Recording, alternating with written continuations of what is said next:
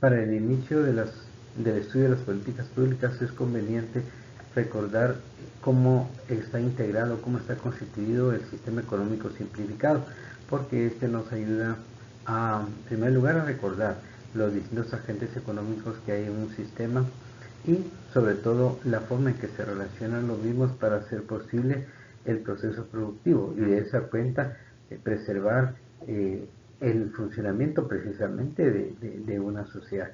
En ese sentido, entonces vamos a ver en primer lugar que este esquema nos da a conocer los 4 agentes económicos más importantes: las familias, las empresas, el sector externo, que es importante precisamente para la preservación del Estado, de la sociedad, y el gobierno como una instancia facilitadora en el proceso.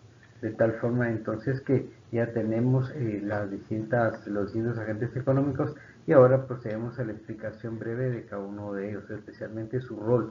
Las familias son las personas que a través de su fuerza de trabajo le brindan esos servicios personales a las empresas para que se genere el proceso productivo. Este proceso productivo es precisamente el que genera ese ciclo virtuoso de la riqueza en cualquier sociedad. Entonces las empresas obtienen esos servicios personales y a cambio de ellos pues le brindan los sueldos y salarios para que las familias puedan comprar los bienes y servicios que necesitan para la reproducción de sus familias y para cultivar su bienestar. Con el dinero que tienen estas familias, tienen recursos para poder obtener los bienes y servicios que prestan las empresas y de esa forma satisfacer también sus necesidades. En primer lugar, entonces, cuando las familias le brindan a las empresas su fuerza de trabajo, le dan un salario, es un aspecto eminentemente monetario. Luego, cuando las familias adquieren bienes y servicios de las empresas, lo hacen a través de propia unidad monetaria como a través del precio ellos pueden decidir los bienes y servicios que van a obtener, le van a comprar a las empresas.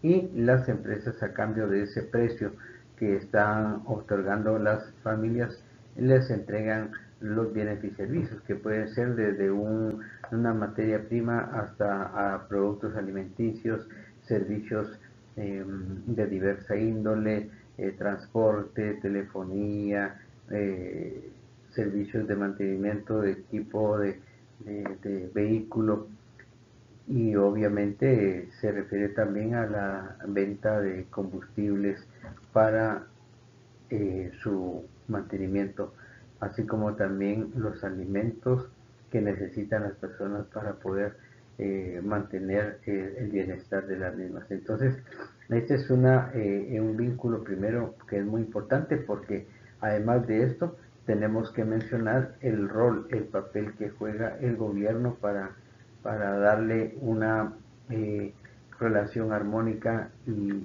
respetuosa entre los agentes económicos, especialmente las familias y las empresas, en donde a través de su función fundamental del gobierno, que es la provisión de servicios como por ejemplo el marco jurídico, el marco legal, la elaboración de leyes, de normas, así como velar por el cumplimiento de la legislación, de las distintas leyes que hay vigentes en la sociedad. También la dotación de bienes, de servicios de seguridad, ya tanto de seguridad interna de las personas y garantía de la propiedad de sus bienes, tanto en las familias como en las empresas.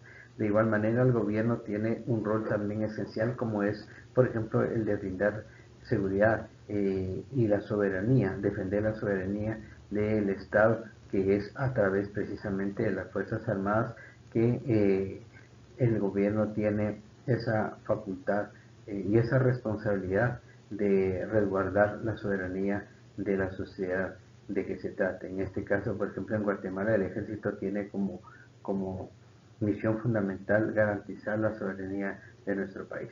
Entonces ya llevamos 3 agentes económicos: la familia, las empresas y el gobierno. Luego tenemos el sector externo, que ese también su existencia es importantísima, porque se refiere a que la sociedad necesita importar, o sea, comprar del exterior una serie de bienes y servicios que no se generan en Guatemala. Por ejemplo, la obtención de maquinaria y equipo y tecnología, bienes tecnológicos que son importantes para, en este caso, pues nosotros estamos llevando a cabo un proceso de enseñanza-aprendizaje de manera virtual y la tecnología para nosotros es básica, pero nosotros no producimos tecnología, entonces tenemos que importarla. Por otra parte, también el sector externo en cuanto a las exportaciones también es vital porque se refiere a que Guatemala, para obtener divisas internacionales y poder adquirir los bienes de capital, la maquinaria de equipo y la tecnología que necesitamos, tenemos que pagar eso con divisas internacionales, y para eso la forma en que lo hacemos es a través de las exportaciones, porque nosotros vendemos bienes y servicios al extranjero y obtenemos a cambio divisas internacionales. Entonces, con esos dólares y con los euros, con las libras esterlinas, con los yuanes, los yenes, nosotros vamos a obtener también bienes importados. Y de esa manera, entonces, ya ustedes ven cómo los cuatro agentes económicos se relacionan de una manera interdependiente. Ustedes ven que hay líneas, hay círculos, que unos están en azul y otros están en rojo. El azul se le denomina corriente real, que se refiere en primer lugar cuando las familias les venden su fuerza de trabajo a las empresas, lo hacen a través precisamente de esa prestación, esa fuerza de trabajo. Y las empresas le venden bienes y servicios, productos y servicios a las familias. Entonces, esa es la corriente real, o sea, la expresión de aspectos materiales propiamente que brindan los agentes económicos.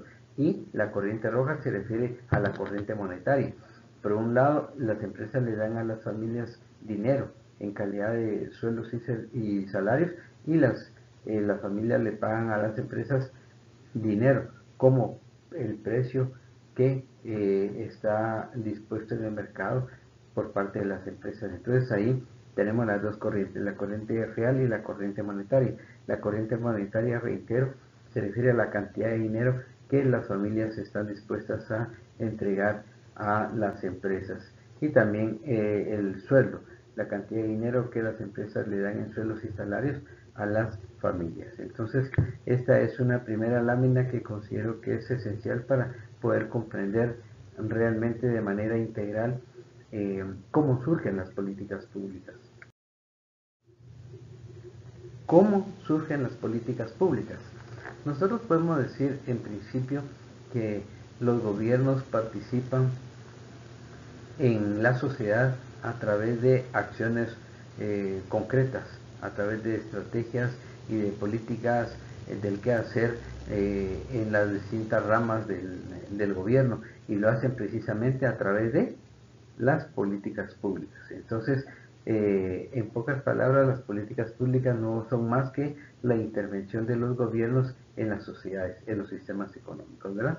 Así es que para eso vamos a tomar una definición del Programa Nacional para el Desarrollo de las Naciones Unidas, PNUD, que nos dice de la siguiente forma: son el conjunto de acciones y decisiones encaminadas a solucionar problemas propios de las comunidades. Y precisamente aquí es donde podemos analizar detenidamente, por ejemplo, esta definición. Dice, son el conjunto de acciones y decisiones encaminadas a solucionar problemas propios de las comunidades.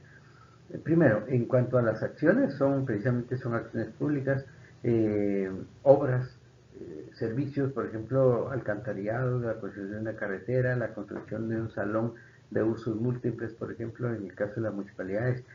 En sí son decisiones que se toman, pero son decisiones que están orientadas a solucionar problemas propios de las comunidades. Por lo tanto, por eso es que es importante que nosotros también en este curso vamos al menos a conocer las distintas etapas de la formulación de políticas y también el ciclo en sí de las políticas públicas, y cómo es conveniente que en la formulación y diseño de políticas tomemos en cuenta precisamente a las comunidades. ¿Por qué? porque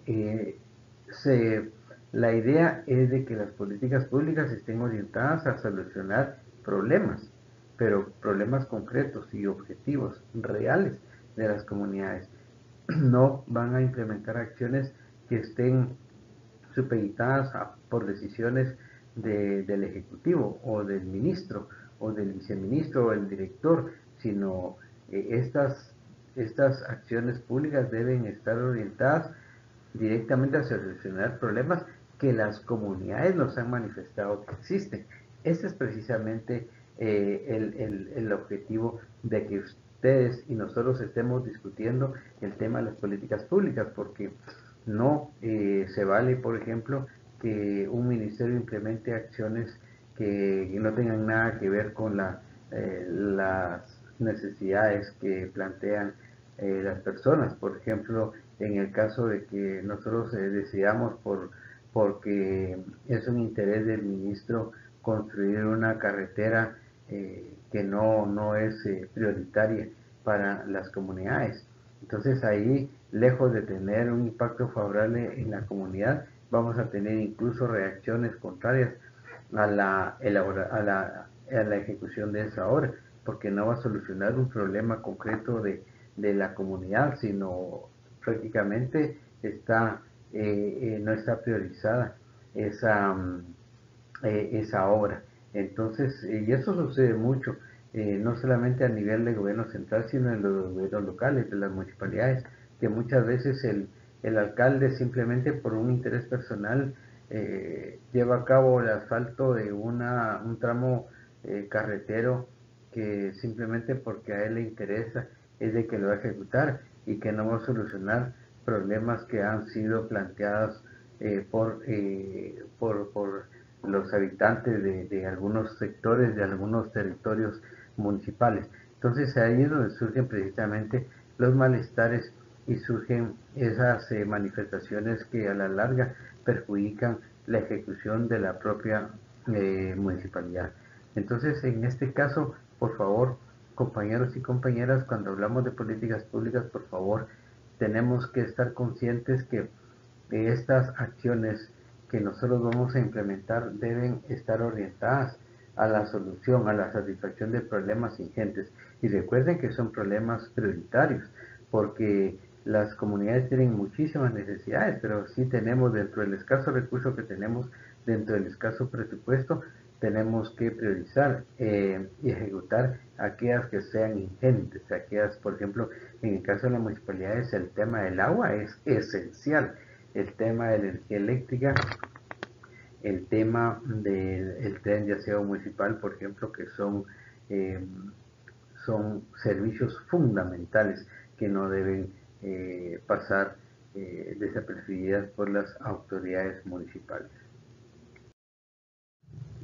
Esta lámina nos recuerda precisamente que la intervención del gobierno en la sociedad, que es a través de políticas públicas, tiene el objetivo.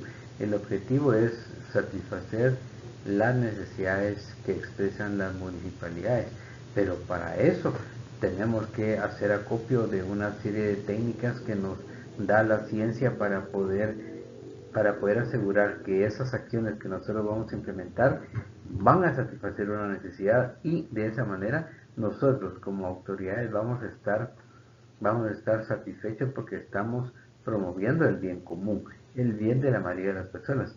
Obviamente un funcionario público no puede garantizar la satisfacción de las necesidades del 100% de la población, sino tiene que ser de la mayoría de la población, especialmente la población que tiene eh, escasez de recursos económicos y que tienen mucha vulnerabilidad. En este caso, siempre se privilegia, por ejemplo, ese tipo de segmento de población porque son los que han sido olvidados históricamente por el Estado. Hay personas que jamás han recibido un servicio público, y esto es grave porque ustedes saben que en Guatemala, por ejemplo, somos el lugar donde se mueren los niños y las niñas por desnutrición. Somos el país que tiene una alta morbilidad y eh, mortalidad de infantes que están precisamente con desnutrición crónica y aguda. Y este es vergonzoso el dato porque precisamente son muertes de niños y niñas que bien se pueden prevenir con una política pública, pero una política pública seria, que esté generada precisamente por las comunidades, y de esa manera consideramos que si nosotros diseñamos y ejecutamos políticas públicas de una manera técnica y científica y que sea reflejo de las necesidades de la gente, creo que vamos a cumplir con el bien común, como lo dice la lámina. Es el garante del bien común, de ser el ente catalizador que busca el equilibrio en la relación de los distintos agentes económicos. Entonces el gobierno puede garantizar la solución de la problemática, pero sí y solo sí hace acopio de lo que nos aconseja la ciencia y la técnica en cuanto a las políticas públicas, y es precisamente lo que vamos a ver más adelante. Cuando se toman decisiones y se ejecutan obras, no, en ciertas ocasiones las políticas públicas no satisfacen plenamente a la mayoría de la población, precisamente porque algunas personas ya van a estar en contra de esa decisión o de esa obra porque no representa un interés prioritario, pero ahí donde nosotros tenemos que priorizar a aquel segmento de la población mayoritario, porque no podemos satisfacer el 100% de las necesidades, ¿verdad? De esa forma, yo creo que nosotros podemos estar conscientes, por ejemplo, de que la intervención del gobierno en el sistema en general, el sistema económico, y a través de la sociedad, nosotros podemos estar claros que el gobierno participa desde los siguientes ámbitos: a través de la aprobación de leyes, que es una de las funciones generales más importantes de los estados, de los gobiernos, que es la aprobación de leyes, dotar el marco jurídico a la sociedad para que haya una relación armónica y equilibrada entre los agentes económicos, las familias y las empresas especialmente. También la dotación de regímenes tributarios justos que garanticen un principio que también está en la lámina, que es la redistribución del ingreso. Estos dos aspectos son muy importantes y tienen mucha relación porque en Guatemala, por ejemplo, la Constitución Política de la República dice que el sistema tributario guatemalteco debe regirse sobre principios de capacidad económica. Y esto es esencial porque Guatemala debe tener impuestos que realmente que tengan como objetivo la redistribución del ingreso. ¿Qué significa esto? Por ejemplo, que el sistema tributario, el sistema de impuestos, por ejemplo, esté priorizándose captar recursos de aquellas personas que tienen una solvencia económica y una capacidad económica, y obtener los impuestos correspondientes y distribuirlo en la población que no tiene ingresos o que tiene muy bajos ingresos, y a través de servicios públicos. Ahí es donde precisamente se da ese principio tributario importantísimo, que es que el régimen tributario debe sustentarse en la capacidad económica. ¿Qué quiere decir esto? Que los que tengan más paguen más y los que tienen menos paguen menos. Ese es precisamente el principio más importante de capacidad económica, porque tiene como objetivo la redistribución del ingreso. Y también la historia, la experiencia nos ha dicho, por ejemplo, que lamentablemente en Guatemala se han implementado muchos aspectos que se caracterizan como un populismo, pues que lejos de ayudarnos a la población, ha perjudicado más. Por ejemplo, han habido gobiernos que regalan láminas, que regulan bolsas seguras, bolsas solidarias, y ese tipo de distribución gratuita de bienes prácticamente ha caído en desuso, y prácticamente ha demostrado que con eso la gente tiene tal vez de repente un paliativo, pero que no tiene un cambio significativo a nivel de las personas, especialmente en el interior de la República, porque lo que buscan las personas es empleo. Solamente a través de la generación de empleo y de dotarle empleo a las personas pueden tener la capacidad para poder satisfacer las necesidades de ellas y de sus familias. Cambia el populismo, ¿no? El populismo simplemente es regalar una bolsa cada mes, pues, pero una bolsa de maíz, frijol y tal vez cereal y cuestiones de ese tipo que no van a ayudar en esencia. Lo que necesita la gente es empleo. Y para eso es importante la política pública, pero con gobiernos que realmente tengan esa claridad de que vamos a implementar acciones que generen empleo, porque esta es la única forma en que se reactiva la economía de cualquier país del mundo. En otro aspecto, otro ámbito que interviene el gobierno en el sistema es el gasto público. A través del gasto público se redistribuye precisamente parte de la riqueza obtenida por los impuestos. También el gobierno debe dotar en el ámbito electoral de toda la reglamentación necesaria para que se lleven a cabo elecciones libres y democráticas, como se ha hecho en los últimos años, en donde juega un papel importantísimo el Tribunal Supremo Electoral, porque es el que dicta precisamente esas reglas del juego para que se siga fortaleciendo la democracia en Guatemala. Así es que de esta manera participa el gobierno en el sistema, en cualquier sistema económico. A esta lámina, por favor, pongámosle mucha atención, porque se refiere precisamente a que nos recomienda la ciencia y la técnica. Recuerde que nosotros somos profesionales de la administración pública y por lo tanto nosotros nos estamos preparando para utilizar de una manera adecuada los recursos públicos. Y la administración pública, el marco teórico de la administración pública nos dice, por ejemplo, qué es lo que tenemos que hacer. Nos están dando la receta. Aquí no es inventar el agua azucarada, simplemente es a través de la lógica y de la transparencia implementar acciones. Y una de las acciones que nos sugiere la ciencia de la administración pública es que para el diseño y para implementación de las políticas públicas es necesaria la participación, la consulta y la participación activa de los siguientes actores. Primero, la comunidad. Como habíamos dicho en el concepto de Naciones Unidas, nosotros cómo vamos a garantizar que nuestras acciones como gobierno vamos a satisfacer las necesidades de la comunidad si ni siquiera la hemos tomado en cuenta, si ni siquiera sabemos, ni siquiera hemos hecho una encuesta de cuáles son las necesidades ingentes de la comunidad. Entonces, obviamente, toda nuestra acción va a ser un fracaso, pues va a ser condenada al fracaso precisamente porque no refleja las necesidades de la población y por lo tanto no va a satisfacer ninguna necesidad. Eso me recuerda a mí que gobiernos de muchos años anteriores, por ejemplo, contrataban a extranjeros para formular políticas, imagínense, o para elaborar planes de desarrollo. Imagínense planes de desarrollo y políticas públicas diseñadas por argentinos, peruanos o brasileños o españoles, ¿verdad? Por ejemplo.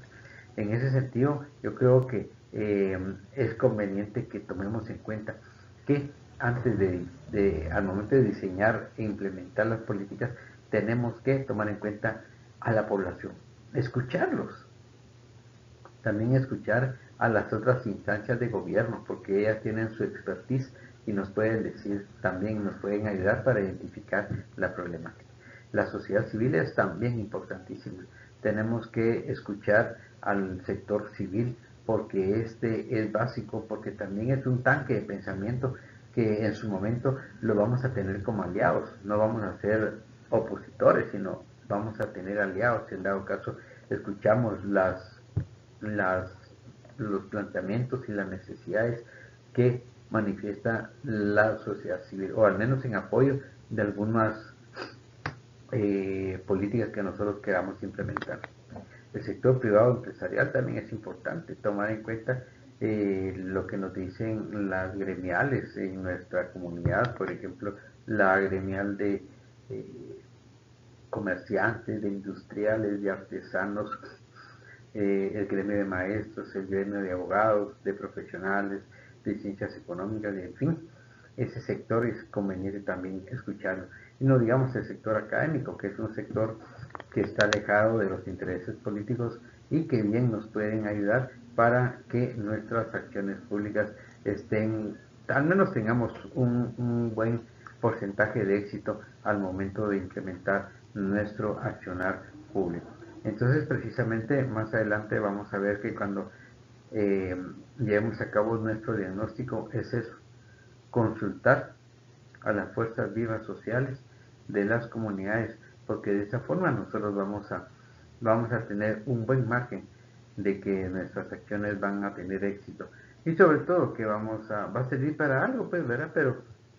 Pero no tampoco a querer implementar políticas que no tengan un sustento o que no satisfaga las necesidades de la población. Y esto no me recuerdo mucho algunos ejemplos que existen en el país, por ejemplo, de que el gobierno o la municipalidad, el alcalde, tal vez quiere asaltar un tramo carretero por intereses personales, pero realmente va a satisfacer a 10, 15 personas o familias, mientras que hay otros tramos carreteros en donde se puede atender o priorizar, por ejemplo, la satisfacción de necesidades de 200 o 300 familias. Pues ahí es donde precisamente viene ese criterio de racionalidad que nosotros aprendimos también en economía, que la administración pública también tiene que tener un nivel de raciocinio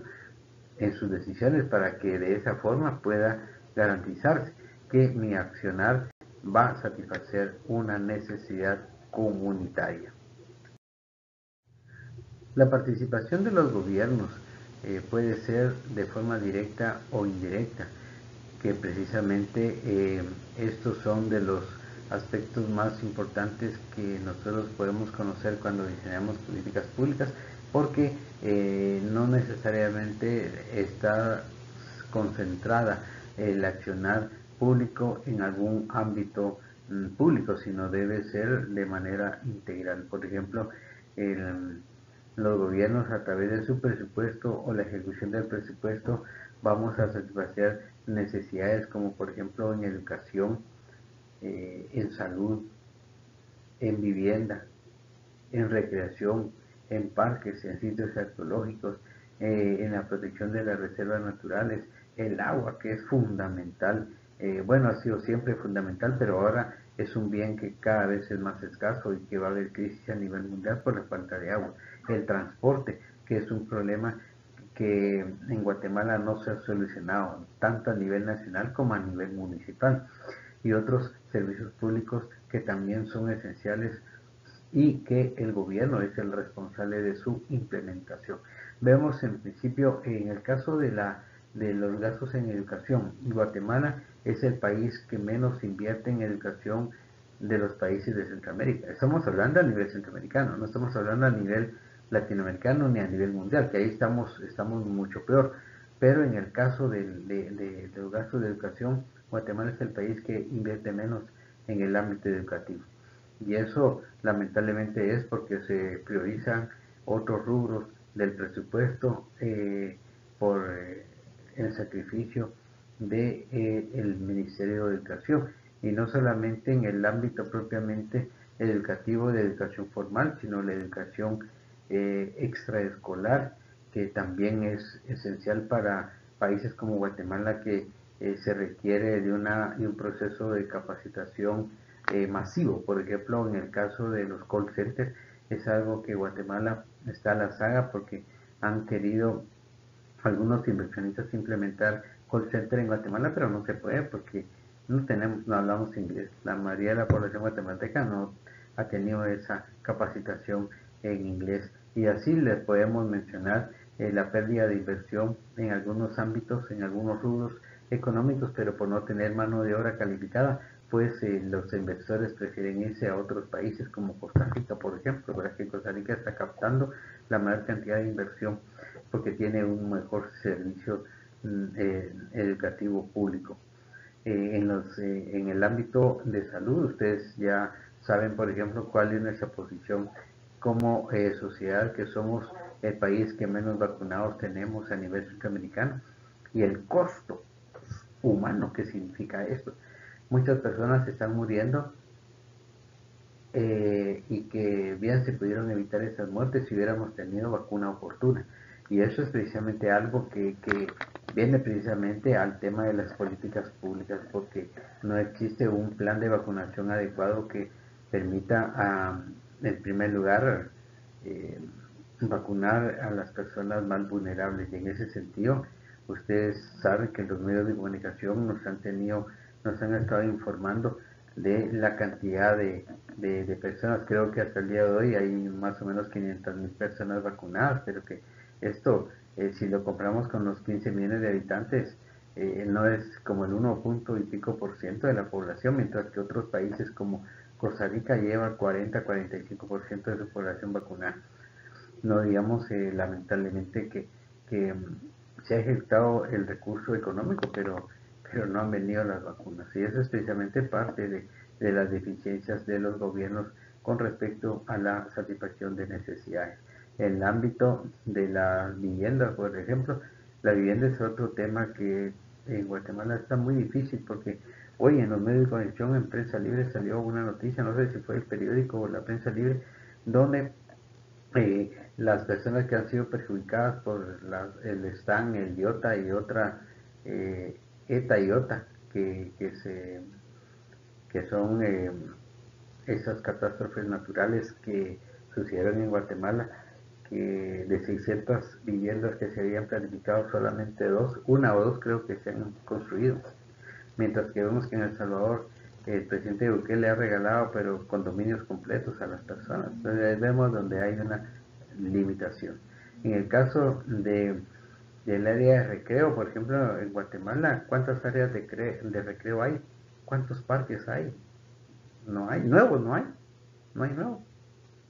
En los últimos años, como que si las autoridades no les ha preocupado precisamente dotar de parques, de zonas verdes a la población, sino al contrario, están autorizando cada vez más licencias para construir complejos habitacionales y comerciales, y dejando por un lado la existencia de un pulmón de áreas verdes, para no solamente para que la población pueda ir a descansar, a disfrutar un poco de la energía y del oxígeno que pueden generar los bosques, sino especialmente porque en el ciclo hidrológico es fundamental para el tema del agua. Sitios arqueológicos, reservas naturales, vean por ejemplo cómo las reservas naturales, el recurso natural en Guatemala se ha estado regalando, digamos, no se está explotando de una manera económica adecuada. El agua en Guatemala, imagínense, nosotros somos uno de los países que tiene la bendición de tener la mayor cantidad de reservas acuíferas, manto acuífero. Sin embargo, no existe una ley de agua, ¿no? Porque a ningún congreso que hemos tenido le ha importado dotar al sistema social de agua, de una ley de aguas. Y eso, tener una legislación de agua es precisamente normar el uso, el disfrute y la distribución del agua, que es un recurso sumamente, es determinante pues para la sobrevivencia de la población. El tema de transporte, ustedes han visto que el transporte y el agua, que son dos temas esenciales de cualquier gobierno, ya sea central o gobierno municipal, es algo que está totalmente abandonado. Vean ustedes en la municipalidad en Guatemala, el transporte no se ha resuelto. Vean ustedes los problemas que hay ahorita, por ejemplo, con el tema de la pandemia. No está el transporte público autorizado, solamente Transmetro, pero ese no se abasta, pues. Y las personas gastan muchísimo dinero en poder transportarse a sus lugares de trabajo, y sin embargo tienen y están precisamente supeditados a que pagar taxi, pagar camiones de esos microbusitos que van pero apuyuscados ahí 5 6 7 personas en un vehículo, sin tomar en cuenta el distanciamiento social ni nada por el estilo. Entonces esa es precisamente parte de la problemática que ha existido en cuanto a la participación de los gobiernos en la sociedad. Esta lámina también nos explica un poco el tema de la redistribución del ingreso. Precisamente, ya lo habíamos hablado en las láminas anteriores, que la redistribución del ingreso es una de las más importantes funciones de las políticas públicas, porque precisamente a través de una política adecuada nosotros podemos dotar a aquellas personas que no tienen recursos o no tienen suficientes recursos de servicios públicos que de otra forma no lo podrían hacer. Por ejemplo, en el tema educativo, una persona no puede pagar un colegio para la educación de sus hijos, pues una persona en el interior de la República, un campesino que si tiene suerte le pueden pagar el salario mínimo, pero tiene 5 hijos, pues esos niños nunca los va a poder poner en la escuela. Necesitamos un centro educativo público para poder que los niños reciban una formación adecuada. Entonces ahí es donde precisamente juega un papel importante la reducción del ingreso, porque las personas que tienen la capacidad económica y pueden tributar, ese dinero sirve para construir escuelas y pagar maestros y poderle dotar de útiles básicos a los niños para que puedan estudiar. Esa es la redistribución del ingreso. Otro elemento importante de las políticas públicas, por ejemplo, es el caso de atacar los procesos inflacionarios. Y qué bueno que esta lámina menciona el tema inflacionario, porque hoy, en estos momentos, debido a la pandemia, hay una gran cantidad de bienes y servicios que están incrementando de una manera exagerada el precio.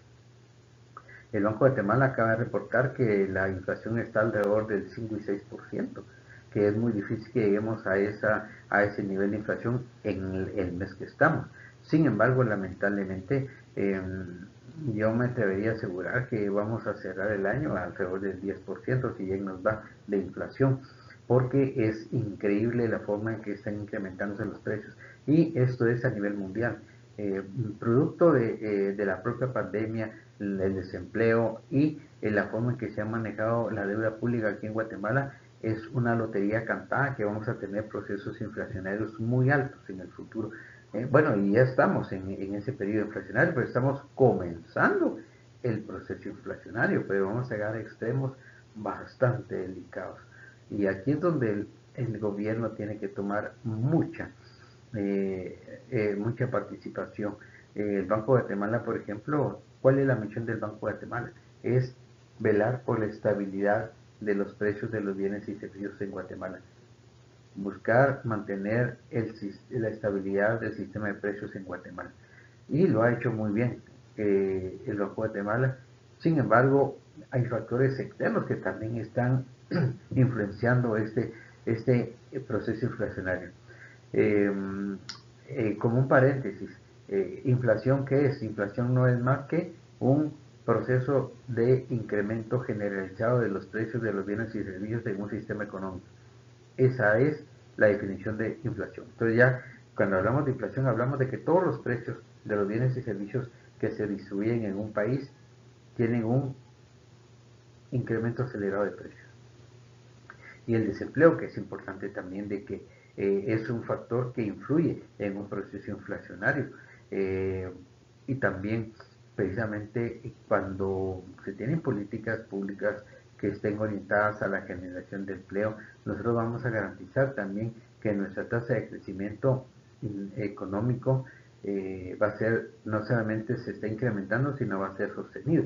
Más adelante vamos a ver nosotros las políticas que nosotros vemos que se están recomendando para hacerle frente a esta crisis de la pandemia, porque la pandemia nos ha hecho, nos ha castigado grandemente en cuanto a la generación de desempleo, un manejo inadecuado de la deuda pública, un manejo inadecuado de las acciones en contra de la pandemia, por ejemplo, la vacunación y la hospitalización médica de las personas que están sufriendo de ese flagelo.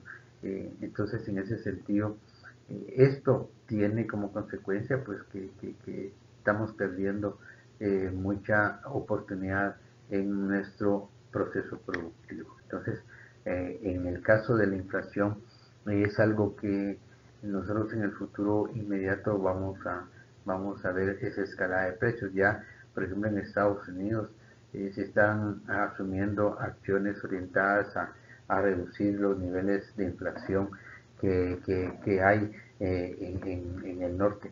Sin embargo, en Guatemala se tienen que acelerar esas acciones para estabilizar los precios de los bienes y servicios.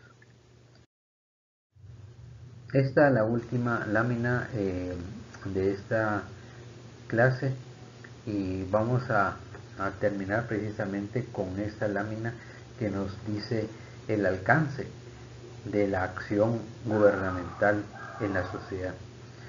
Aquí, en primer lugar, vamos a ver que básicamente en el mundo hay dos formas de gobierno: gobiernos socialistas y gobiernos de libre mercado o capitalistas, que son dos grandes bloques. Obviamente hay algunos países que tienen otra forma de gobierno, pero esas son las más las más emblemáticas.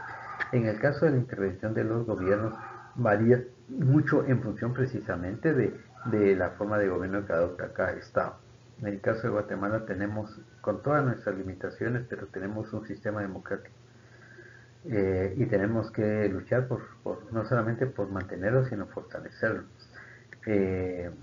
En países como Guatemala, por ejemplo, la participación de los gobiernos en cuanto a temas esenciales, como por ejemplo la planificación económica. La planificación económica en Guatemala es de manera indicativa. O sea, el gobierno recomienda, prevé, estima, por ejemplo, que Guatemala vaya a tener exportaciones de un porcentaje de crecimiento, que Guatemala tendrá una diversificación de exportaciones en tal cantidad o de tal naturaleza, pero no puede hacer más que eso: prever, proyectar, recomendar. Pero realmente en un país socialista, ahí sí el gobierno participa directamente en la definición de las actividades de producción. Ahí, por ejemplo, en Rusia sí se puede planificar y decir: Rusia va a exportar 2 millones de toneladas de azúcar, por ejemplo. Guatemala no lo puede hacer, porque no puede obligar a los azucareros a producir determinada cantidad e importarla, pues. En Rusia sí lo pueden hacer. Lo mismo en Cuba, por ejemplo. En Cuba pueden decir, bueno, el, el, el gobierno, el aparato productivo va a generar azúcar por tantos miles de toneladas. Va a producir, y de esa producción el 50% va a ser para consumo interno y el 50% va a ser para exportación. En Cuba sí lo pueden hacer, pero en Guatemala no lo pueden hacer porque en países como Rusia, como Cuba, la planificación es centralizada. ¿Qué quiere decir esto? Quiere decir que el gobierno planifica y está centralizada la decisión de la producción, en este caso, del gobierno. Entonces, esa es la gran diferencia en cuanto a la cobertura y al alcance de las políticas públicas, que mientras que en países democráticos, republicanos, como en el caso de Guatemala, no podemos obligar.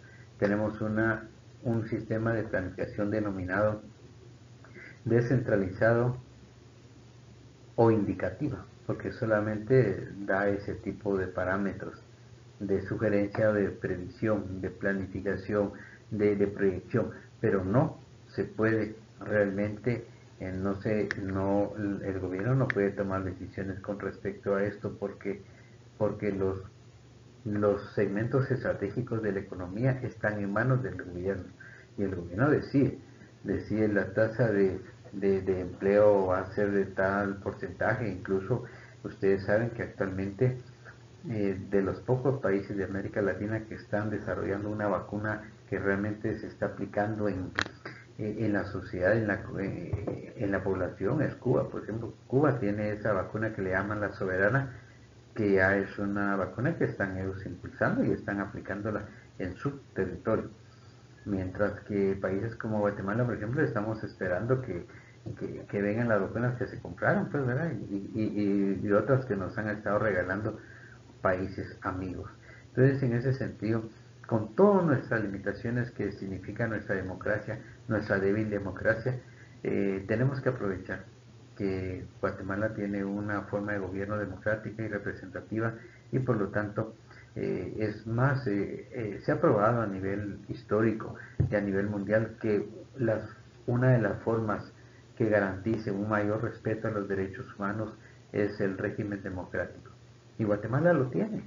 Entonces tenemos que fortalecerlo, tenemos que fortalecer nuestras instituciones democráticas porque de esa manera vamos también nosotros a garantizar que haya paz y bienestar en la población, en los guatemaltecos y guatemaltecas. Entonces, con esto finalizamos y luego viene una lámina de unas declaraciones que dio la doctora Angela Merkel, que es la canciller de Alemania, que nos parece adecuado porque en Alemania se prioriza la política pública educativa.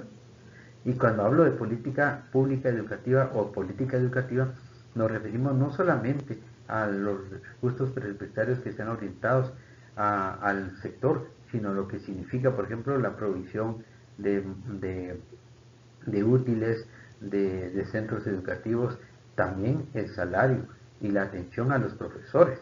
Y precisamente por eso es que yo traigo esta lámina y no la vamos a comentar, sino simplemente se las dejo ahí para que ustedes la analicen, para que vean en su justa dimensión realmente la importancia estratégica que Alemania le da a sus profesores, porque son la base fundamental sobre las cuales se erige el proceso y el desarrollo económico y social que tiene Alemania hoy en día.